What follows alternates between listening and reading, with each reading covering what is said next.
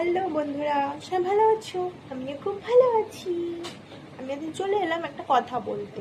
সেটা হচ্ছে যে একটা কাপল হয়, সে কাপলের মধ্যে দুটো লোক থাকে, একটা ছেলে একটা মেয়ে থাকে। তো বলতে লজ্জা হচ্ছি, প্রথমবার বলছি, তাও তো বলতে হবে, বলো। তো শোনো, তো যেটা বলছি, তো ছেলে আর মেয়ের মধ্যে বেশিরভাগ রাগটা কার হয়? মেয়েটার হয়। তো মেয়েটার রাগটা কে ভাঙায়? ছেলেরাই ভাঙায়। আর মেয়েরা তো ছোট হয়, কুচু কুচু হয়, তাই না? তো ছেলেরা তো ভাঙায়, কিন্তু ভাঙায় তো নাকি, বলো?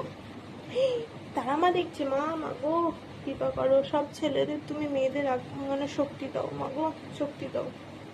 তো বলো, রাগ তো ছেলেরাই ভাঙায় নাকি? ভাঙায় তো, আমি তো যতদূর তাই জানি।